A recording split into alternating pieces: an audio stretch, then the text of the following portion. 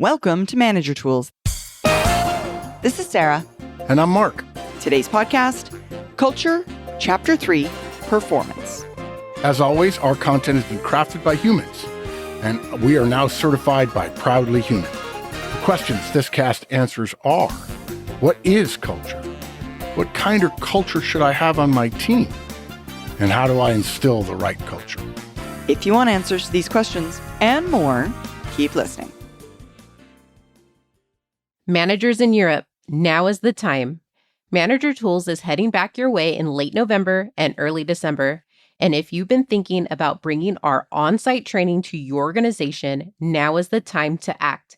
Effective manager, effective communicator, hiring manager, senior manager, all available at our standard training rate with zero travel fees. Reach out to Maggie at customer service at manager-tools.com to lock in your dates before they're gone. And join us in London starting November 24th for a public conference, including the Effective Senior Manager Conference on the 26th. All right, so Mark, there's always a lot of talk, I'm going to say, about culture. Experts talking about culture, its importance, and it's in part at least because they define culture however they want.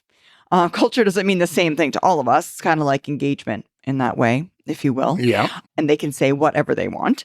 But some cultures are better than others, regardless of the definition that those experts might apply to what culture actually is. And that's what we're talking about today.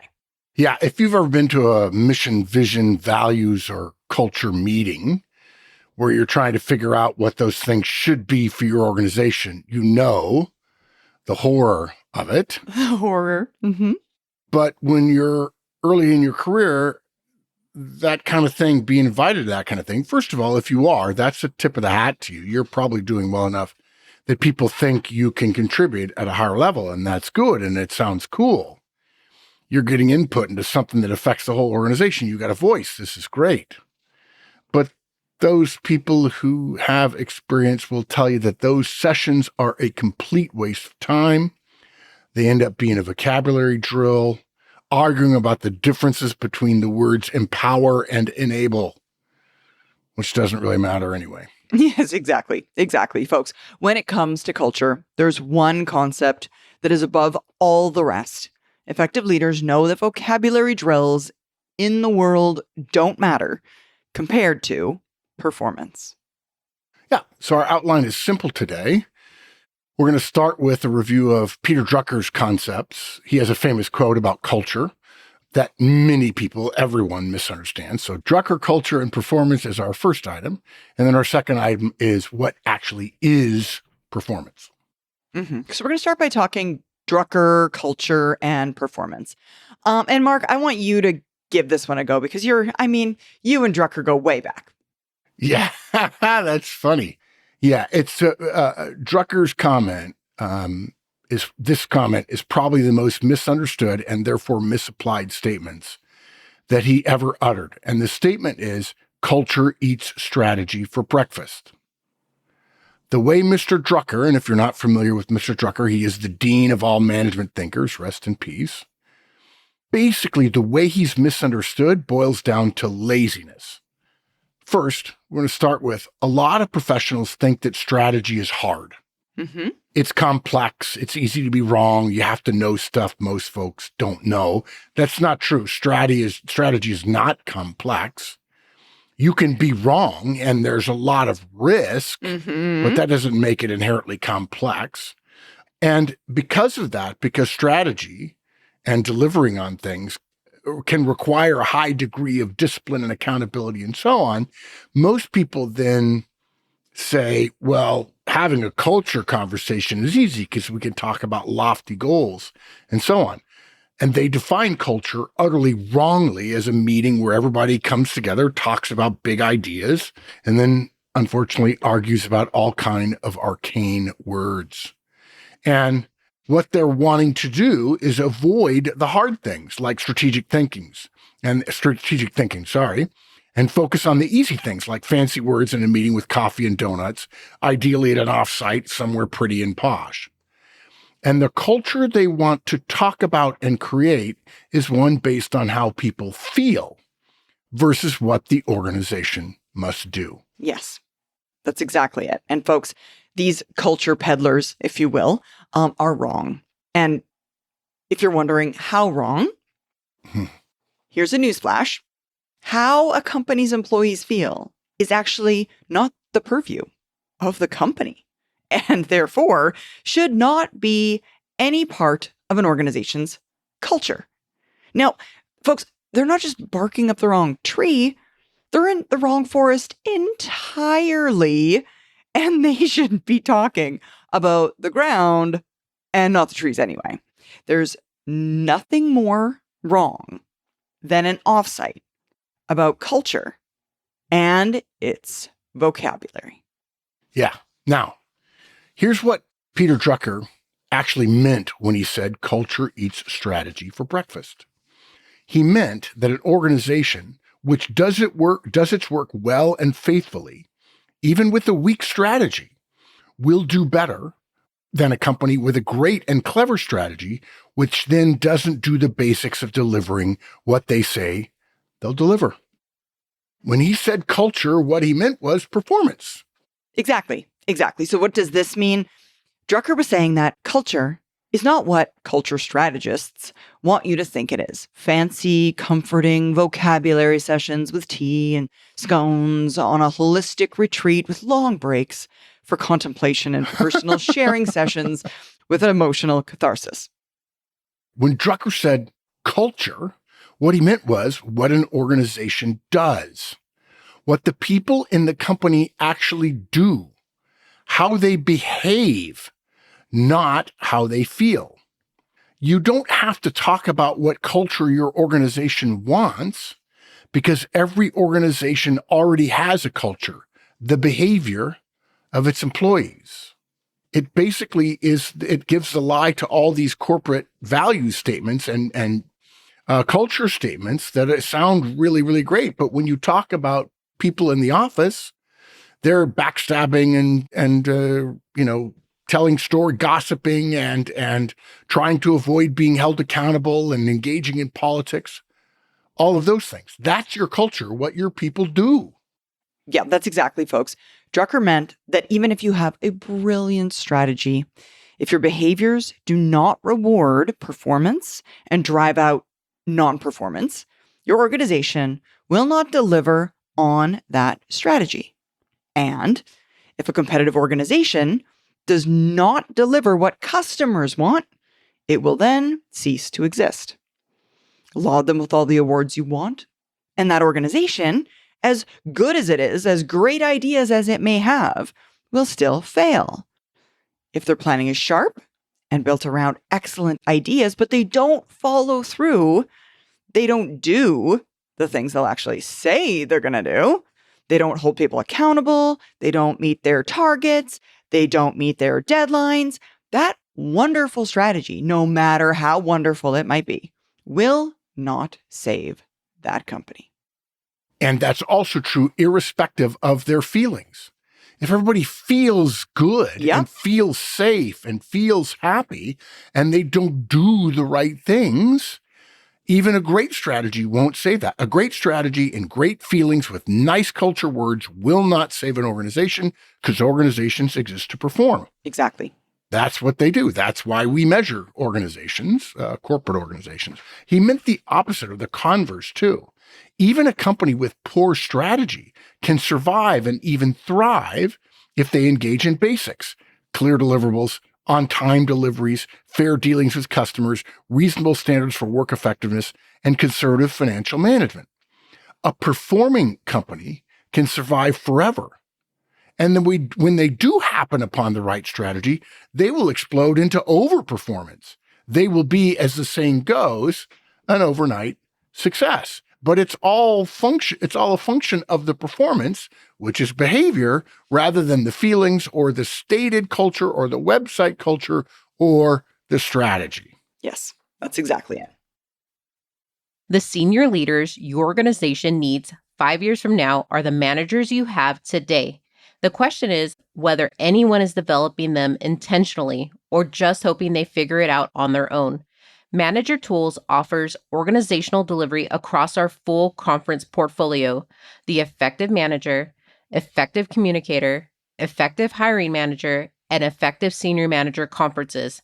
From your first-time managers to your directs, we build a common leadership language at every level. Contact us at customerservice@manager-tools.com.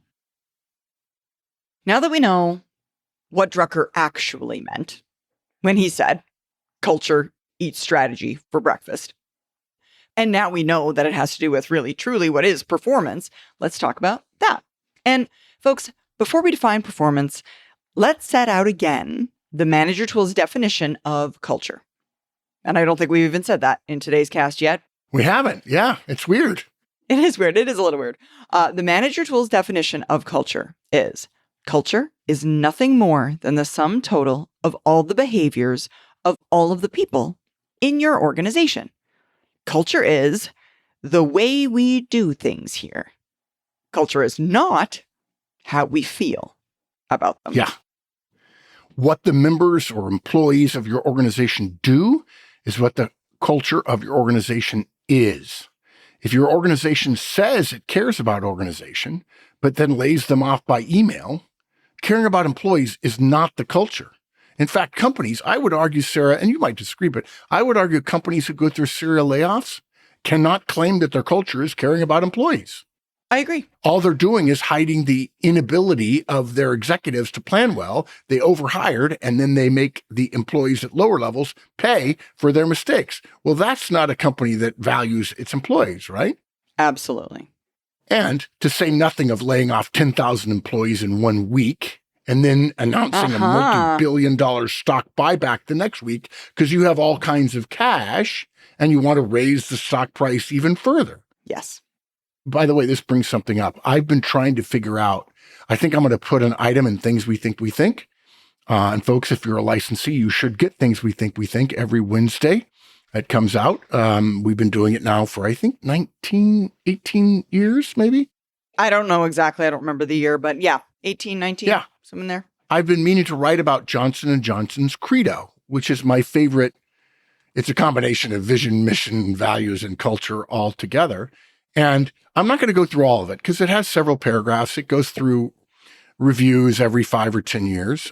Mike and I's friend and West Point classmate, Alex Gorski, was recently the chairman and CEO of Johnson & Johnson, and he led a redo of the Credo. But the first and last lines of the Credo are what is most important. The first line says, "We believe our first responsibility is to the doctors, patients, nurses, mothers, fathers, sisters, and brothers who use our products and services." And then it goes through all the things they think is important about running a successful modern company and so on. And the very last line says, "And we believe when we operate according to these principles, the shareholders should realize a fair return." This is one of the reasons why people rail against private equity culture, is because private equity culture is often built around doing things that raise the stock price. Yes. Which in a company like J&J, with a long history, probably 150 years by now, the first thought is, let's take care of our customers and the people who are around our customers, which are doctors, nurses, patients, and their families. And then we believe if we do these other things well, the stockholder should realize a fair return. Now, somebody might say, well, the company does care, but they have to take tough decisions about the future of the company and its profitability. And this is so. But caring, folks, is not behavior. Espousing a value of performance is laudable, but it is not the culture of the company, in other words, performance, if performance reviews are sloppily administered and sloppily delivered, as they are almost everywhere we go. Feedback is not given, and high performers are not rewarded quite differently from ineffective performance. Those are the kind of things that go into a performance culture, along with accountability and many other things and so on, and clear deliverables and reporting and all those kinds of things. Yeah. That's exactly it. So, folks, when you truly understand all this, what you can really see is that Peter Drucker meant about culture It is performance, which is nothing more than the aggregated behaviors of everyone in your organization. What your people do is what actually matters. Not how they feel about it, but what they actually do when they're at not how work they for the feel organization. to be an employee. Yes, exactly. And no, it's not that we don't care about people's feelings, folks, but that's we not do. the purpose of the organization. Exactly. Yeah. Each one of us, if I'm somebody's manager, of course I care about the feelings of my employees, but I am not the company. The company doesn't understand because it doesn't exist as a human being. It has a legal entity as personhood, but it does not care about the employee's feelings. And there are people who have good feelings and who do bad work. And there are people who have bad feelings and never show them, but also do good work. Yep. And by work, we include how they treat their colleagues. So this is why all of career tools, all of manager tools, and all executive tools is built on a foundation of behaviors versus ideas about strategy or feelings, or culture defined as individual feelings and ideals. Our purest example of this is the manager tools feedback model, where we can give negative or positive feedback in exactly the same tone because the purpose of all feedback, one is not to punish, the other is not to praise, negative versus positive. The purpose of feedback is to encourage effective behavior in the future. That's why there's only one model, and it's about performance. It's not about the person. Gosh, we say, what's the quote we've used a lot in the last 10 years or so, Sarah? Something like, there's a difference between being nice and being kind. If someone around you has spinach on their teeth, the nice person says, "Oh, I don't want to upset them." The kind person takes the risk of introducing a little bit of a pinch there in the relationship. I'm sorry, but you've got spinach on your teeth. Yeah. That's what the kind person does. They take a little bit of a risk, a little bit of a tension in the relationship to help the other person. Same thing with a manager. The nice manager says, "It's okay. He'll get better. It'll be fine. Let it go. It's fine." The kind manager does what you want your manager to do to you. And this is all a performance conversation that we're having right now. And that is, do you want your boss to know you did something wrong and not mention it to you, even though you know he knows? Yeah. I don't think you do. I think you'd rather your boss would just say something briefly, professionally, politely, kindly, and move on. Yes. Right? And that's what a culture of performance is. And that's why all of our stuff is built on behavior. Yes, that's exactly it. That's exactly it. So folks, if an organization does, not thinks or feels, does what it says it's going to do, it is likely to perform well enough to survive. This means clear, well-communicated goals and behavioral standards, professional effort, fair but firm accountability, like feedback, and incentives for those behaviors throughout the organization. So folks, what this means, if you ever have a chance to set a culture, if your boss says, "I really want you to have a culture session with your people," say, "Okay, I'm happy to do it. No problem. I'll report back to you after it's done." You're going to get together and ask for input and then say, "Folks, our culture is going to be one of performance." And performance includes not just the work we do, but how we treat each other and how we build for the future. Yep. That's it. So I'm going to summarize here.